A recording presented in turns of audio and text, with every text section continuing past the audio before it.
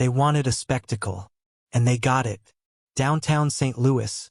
Top floor of a refurbished loft some trust fund kid probably rented out by the hour. Exposed brick walls. Edison bulbs hanging like spider legs from the ceiling. A bar cart no one would touch but everyone would photograph. Evan had turned the space into a charity livestream studio. Awareness for housing insecurity, he called it. While broadcasting from a penthouse 10 floors above a row of shelters he couldn't name without checking his phone. It was Claire's idea to come. Or maybe not her idea, but her expectation. Her silence had the weight of command. Evan asked us to be there, was her way of saying don't embarrass me again by refusing. Not that I'd ever refused. I had said no to plenty of things in my life, cigarettes, easy debt, second helpings of self-pity, but not to Claire, not to her son. It wasn't loyalty. It was something quieter, something slower, more corrosive. Guilt, maybe, or hope disguised as duty. I wore a black polo shirt, clean jeans, no logos, the uniform of a man who doesn't want to be noticed but refuses to be mistaken for a guest. I helped set up the router when the internet stuttered. Replaced a flickering bulb behind the camera ring. Nobody said thank you. Not Evan, not Claire. One of the interns gave me a nod. That was all. They started streaming around 7. Claire sat on the couch, glass of wine in hand, like she belonged in some kind of influencer's living room. Evan had his mic on, a carefully casual hoodie zipped halfway, hair styled to look like it hadn't been styled. His girlfriend, Tasha, ran the overlays on a laptop. There was a moment when the camera panned wide and I caught my own reflection in the window, standing near the wall off-frame, a silhouette holding a power strip. Not a co-host, not a father, just another part of the equipment. Then came the question, some viewer asking who was really behind the vision, who gave the final say. Evan looked straight into the lens and smiled like he'd been waiting for it. He decides nothing. He didn't name me. He didn't have to. The way his eyes flicked to the side, the slight lift of Claire's eyebrow, the timing, it was surgical. Meant to hit hard but leave no visible wound. And it worked. Laughter spilled from the chat window. Emojis. Applause. Claire didn't react. Not visibly. She looked toward the window, adjusted her wineglass. Maybe pretending she hadn't heard him. Maybe pretending she wasn't in the same room. But she didn't flinch. Didn't scold. Didn't say a word. I stood still. One hand resting on the back of a folding chair. The other gripping the remote for a camera I wasn't allowed to touch during live segments. For a long second, the room blurred, voices, lights, the click of keys, and I was just there, like a placeholder. Not a man, not a partner, just some failed stand-in they tolerated because I paid for things no one else wanted to think about. The truth is, I had heard worse. Worse from Evan, worse from Claire. But never like that. Never broadcast. Never to an audience cheering for my irrelevance. I'm Mark Holloway, 55, quiet, reliable, the man who pays the car note, files the taxes, renews the policies before they lapse, who wakes up before sunrise so the water heater kicks in for everyone else's morning shower. I don't speak in big rooms. I don't raise my voice unless it's to check if the breaker tripped. But things work around me, and when they don't, I fix them. Or I used to. That night, standing in the corner of Evan's made-up stage, I realized something I had avoided for years. You can build a home with your hands, inch by inch, wire by wire, and still be treated like a stranger inside it. You can give them light, heat, shelter, and be invisible the moment the cameras turn on. Because it's not about what you do, it's about what they choose to see. And they had decided, unanimously, silently, without ever speaking it aloud, that I was not worth seeing. It started long before that night. Of course it did. Evan was 13 when I met Claire. A scrawny, sharp-eyed kid with a chip on his shoulder and a tongue like broken glass. He wore his father's abandonment like a badge. Didn't talk much unless he was mocking something, movies, food, people, me. Especially me. I didn't push. I figured he'd come around. I told myself, you're the adult. Be steady. Be patient. Show up. Let time work. And I did. Year after year. Driver's ed? Paid. First laptop? Me. When his mother's old Camry needed a new radiator, I was under the hood. When his teeth needed straightening, I found the orthodontist. When he broke his wrist skateboarding, I stayed at the hospital while Claire ran home to feed the dogs. He never called me Dad. Not once. Claire said not to take it personally. Said kids were like that. Said, he knows what you do for him. But if he did, he never said it. Never showed it. Even our taxes told the story. I filed them each year, joint returns, dependents, deductions. Evan was listed under my name as a non-biological dependent for 6 years. That's how long he lived in the house I paid for, slept beneath the roof I repaired, ate from the fridge I stocked. But on stream, in front of strangers, he looked at the lens and reduced me to air. He decides nothing. Claire called it a joke afterward. Said Evan had been nervous, that sometimes he overperforms under pressure. Said, don't take it so seriously, Mark. As if the applause hadn't happened. As if the silence that followed her silence hadn't been the loudest thing in the room. But I know what a joke is. A joke has a punchline. That was a dismissal. A declaration. And I didn't need to be told twice. There's something that happens quietly to a man who gets erased in slow motion. You begin by swallowing little things. A missed thank you. A skipped invitation. A sideways glance. Then, one day, you're holding a cable in the corner of a loft, listening to your stepson tell a live audience that your role is non-existent. And no one corrects him. I stood there another 10 minutes after it happened. Let them finish the segment. Let the applause wind down. Let the comments scroll past on the screen like confetti at someone else's parade. And then, when the next guest was preparing to join, when Claire excused herself to the bar cart to refill her glass, I stepped forward. Not into the frame. Never into the frame. Just close enough to say one word. Accepted. I looked at Evan when I said it. Not Claire. Not the interns. Him. And I said it softly, but loud enough that Tasha heard. Her head turned. Claire's didn't. Then I walked out. The cameras were still rolling. The comments were still coming. But I was gone. The door clicked behind me, but no one followed. Not right away. The air outside was heavier than I expected. Late summer heat radiating off the sidewalk, sticky with the kind of humidity that clings to your neck like regret. My car was parked 3 blocks away.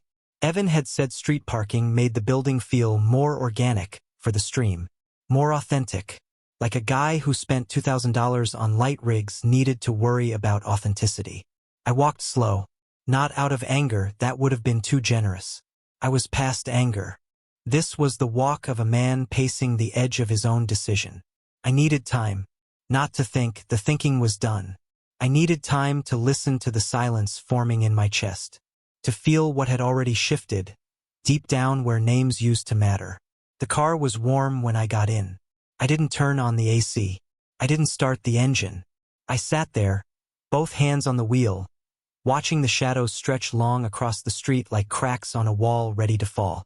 The live stream was still going. I knew that. I imagined Claire on the couch again, nodding at the next guest. I imagined Evan scanning the comments for praise. I imagined them smiling. And I waited. 1 hour. It wasn't symbolic. I wasn't making a point. I just waited. Long enough for them to notice. Long enough for Claire to realize I hadn't come back with drinks. Hadn't stepped outside to take a call. Hadn't gone to fix something. Long enough for the silence to start spreading in their minds the way it had in mine. Like a leak in the hull. Slow. Deadly. And in that hour I made my decision. I didn't rage. Didn't cry. I didn't shout at the windshield or punch the dashboard. I'm not that kind of man. I never was.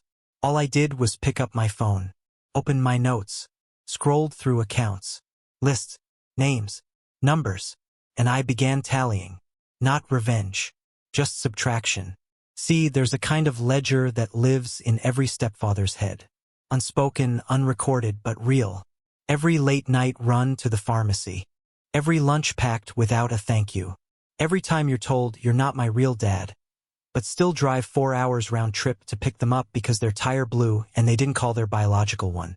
Every moment you stand in a crowd of parents clapping for a diploma, knowing your name isn't printed on it, but your bank account funded every credit. I kept the receipts. Maybe not literally, but I remembered. I had built the scaffolding for that boy's life. Every support beam invisible, every cable tucked out of frame. I let Claire take the spotlight. Let Evan play the golden sun. I was the man who said, "Don't worry about it," whenever the bills stacked too high. And for 15 years, they never asked how the lights stayed on. They just assumed they'd never go out. Until now. At exactly 8:03 p.m. I put my phone away, turned the ignition, drove 4 blocks to a parking lot near a closed hardware store. The neon open sign was still glowing, even though the store itself was dark. That felt appropriate. And I began. First, the bank. I logged into the main account, the one they didn't know was linked to every bill, every credit line, every recurring charge they'd never once noticed. Claire's phone? Cancelled. Not immediately, just scheduled to suspend at midnight. Evan's? Same. The data plan was in my name, a family plan, because it had been cheaper that way. Efficient. Thoughtful. Next, the rent. The loft apartment Evan used near his campus, automatic payments, tied to my secondary checking. Gone. I'd made the deposits myself because Evan said splitting rent with roommates was depressing. He needed a clean space for mental clarity. I agreed. Quietly. Paid for it. Quietly. Removed my name from the account. Quietly. The streaming software license? I had paid for the yearly subscription. Not anymore. His car insurance? His gym membership? His cloud storage? All linked to cards with my name on them. Then the school. Evan's tuition portal required a 2-factor authentication. I had set it up. Claire didn't even know the password. I disabled autopay. Flagged the account as pending review. There would be no funds for the fall semester. Not unless someone else stepped up. Not unless someone he hadn't laughed at on camera could carry it now. Then came the health insurance. Family coverage. Blue Cross. Claire's plan was tied to mine, a joint household enrollment. Evan was still listed as a dependent. I initiated a removal process. Would take 3 days to process. Enough time for the silence to deepen. And finally, the passwords. Claire had no idea how many services ran through my email. Streaming apps, grocery deliveries, even her calendar syncing with Evan's events. I changed them. Every one. She'd notice soon enough. When she tried to schedule a hair appointment or check the weather on the smart mirror, she never asked how I installed. I wasn't taking anything. I wasn't locking them out of their lives. I was stepping back from the illusion that I was obligated to fund it. They called me irrelevant. Now they would feel what that actually meant. When I finished, it was 9:12 p.m. The sun was gone. The heat had thinned into something quieter. But my chest was tight. Not from grief. From the weight I hadn't realized I'd been carrying until I began to put it down. I drove home. Not to the condo we shared downtown, but the house we used to live in, the one in Lafayette Square. I still owned it. Had never sold it. Claire said it felt too suburban, too quiet. I had kept it anyway, as backup, just in case. The door creaked the way it used to. The air smelled like dust and paint thinner. I flipped a switch and the hallway lit up like a stage no one was watching anymore. I was home, and they didn't even know I was gone. No missed calls. No voicemails. Claire had texted once, at 8:38. "Where'd you go?" No question mark. Just that. Casual. Like maybe I'd wandered off for air and forgotten to come back. Evan hadn't messaged. Of course not. The stream had continued. And I knew eventually someone would try to pay for something and fail. Try to log in and get denied. Try to call and hear the dull beep of a dead line. That's when the questions would start. Not before. I sat in the old kitchen. Pulled out a chair that still wobbled from a repair Evan said he'd do last Thanksgiving. Never did. I poured a glass of tap water. Drank it slow. I wasn't waiting for fallout. I wasn't bracing for a reaction. I was memorizing this feeling. The stillness of not being needed. And the truth? Felt like relief. Because the final straw hadn't been Evan's words. It hadn't even been Claire's silence. It was the applause. The strangers laughing. The realization that the people I'd built my life around could see me stepped over, stepped past, and cheer for it. It was one thing to be forgotten. It was another to be erased in high definition. So I left. Not just the room. Not just the stream. I left the contract I had signed without words. The unspoken agreement that I would carry everyone else's weight in exchange for half-hearted thanks and backhanded jokes. I didn't slam doors. I didn't shout ultimatums. I said one word. Accepted. And then I disappeared. Let them search the dark now. Let them feel how cold it gets when the furnace man goes quiet. The first crack came quietly. Not a scream. Not a confrontation. Just confusion. It was 9:41 p.m. When Evan tried to pay for something small, a rideshare, maybe, or food for the crew still riding the post-stream high. He would have smiled when he tapped the screen, expecting approval, expecting the world to keep saying yes the way it always had. Instead, it said declined. First, he laughed it off. I can picture it clearly. A shrug. A joke. Someone else covering it. No panic yet. Just a hairline fracture in the illusion. Then it happened again. And again. Phones don't ring right away when reality collapses. There's always denial first. Refreshing apps. Retyping numbers. Checking Wi-Fi.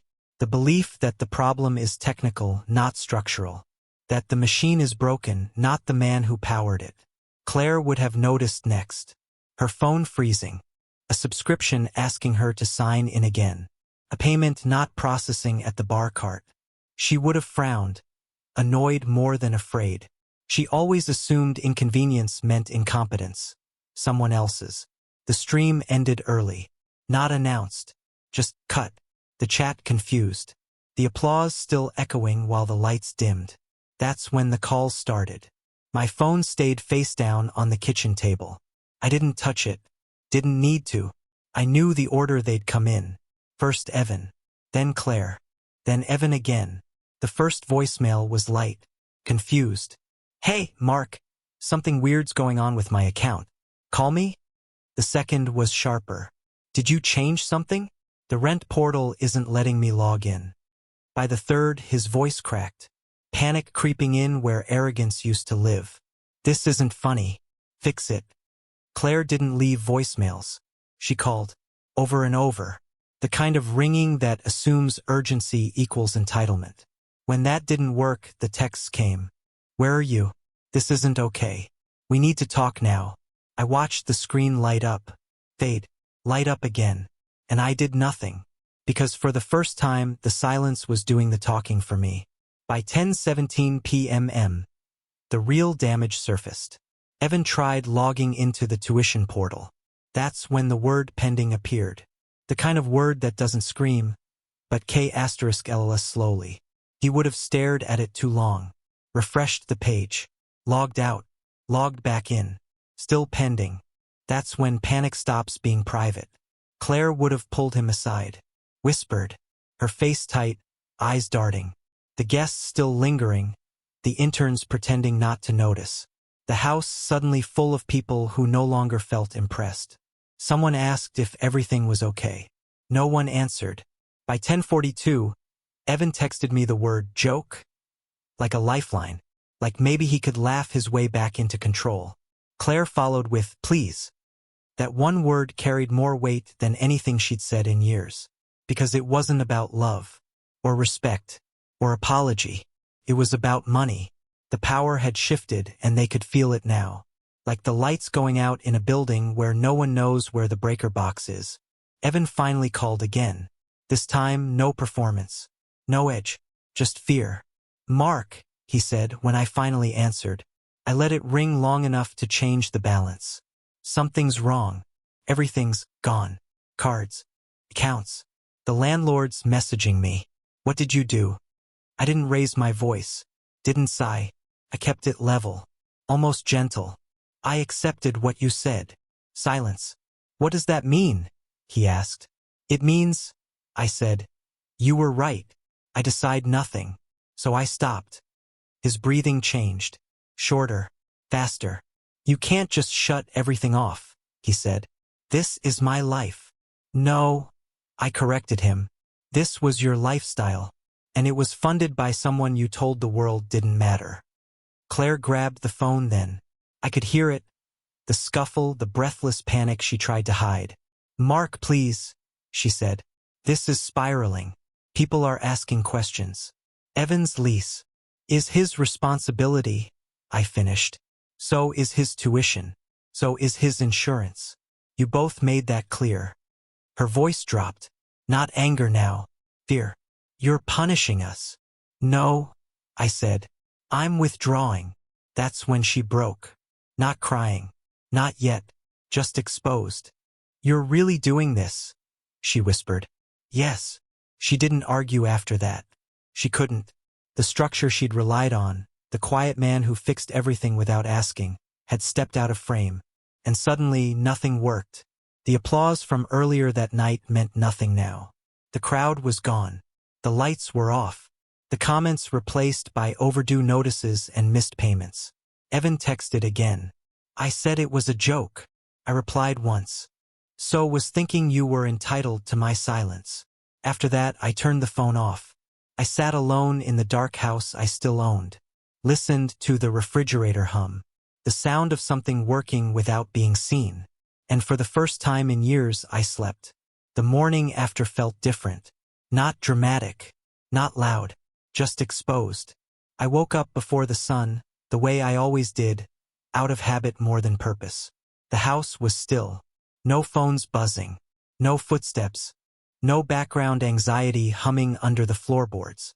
Just quiet, real quiet, the kind that doesn't ask anything from you. I made coffee and drank it black at the kitchen table. The same table Evan once leaned against while telling a story that ended with me being the punchline. I didn't flinch at the memory. It had already done its work. By mid-morning, the messages resumed. Not panicked now. Strategic. Claire texted first. A long one. Carefully worded. She apologized without apologizing. Explained without explaining. Told me Evan was devastated. That people were confused. That this had gone too far. She asked if we could talk like adults, as if I hadn't been the only adult in the room for years. Evan followed an hour later. His message was shorter. Blunt. I didn't mean it. That was it. No ownership. No understanding. Just the assumption that intent erased impact. I didn't reply to either. Because here's the truth they were just beginning to understand. The moment you remove yourself, people finally see the shape you held together. The weight you absorbed. The space you filled without ever being acknowledged. By noon, reality had teeth. The landlord emailed Evan directly. The tone was polite, firm, unforgiving. Payment required within 72 hours. No extensions. No stories. The university sent its notice next. Automated. Cold. Tuition overdue. Enrollment status under review. No emotion in it at all. Just consequence. Claire tried calling again. I let it ring. At some point in the afternoon, she showed up at the house. My house. The one she never liked because it wasn't central enough or bright enough for her taste. I watched her through the window before opening the door. She looked smaller, tired, her certainty gone. She didn't yell, didn't accuse. She sat at the table and folded her hands like someone about to negotiate with a stranger. "You didn't have to do it like this," she said. I nodded. "You didn't have to let it get like that." She swallowed. "He's your family." I met her eyes. "No, he's your son. And I was your safety net." That one landed. She started crying then. Not loud. Just quiet tears. The kind meant to soften edges. They didn't. "I never thought you'd leave," she said. "I didn't leave," I replied. "I stopped carrying." There's a difference. One people only notice when their feet hit the ground. She asked if there was a way back. If we could reset. If I could help, just until things stabilize. I told her no. Not out of cruelty. Out of clarity. Because once respect dies, charity becomes self-betrayal. And I had betrayed myself long enough. She left without another word. Evan never came. Not in person. He texted once more that night. Angrier now. Accusatory. "You're proving everyone right about you." I didn't answer. Because I finally understood something that had taken me decades to learn. You don't prove your worth to people who benefit from denying it. You just remove the benefit. The fallout continued for weeks. Evan downsized, lost the apartment, deferred the semester. Claire moved in with a friend, temporarily. They told their version of the story. I'm sure it painted me cold, controlling, petty. I let it, because the people who only respect you when you're useful never respected you at all. I didn't take revenge. I didn't steal. I didn't scream or threaten. I simply stepped away from an arrangement built on my silence and their entitlement. And something strange happened after that. I slept better. I breathed easier. The world didn't collapse because I stopped paying for it. It just revealed who had been standing on whom. So now I live alone, quiet, unremarkable, honest. And I ask you this, not as a victim, not as a hero, but as a man who finally chose himself. Was I wrong to stop funding disrespect? Or would you have kept paying to be erased?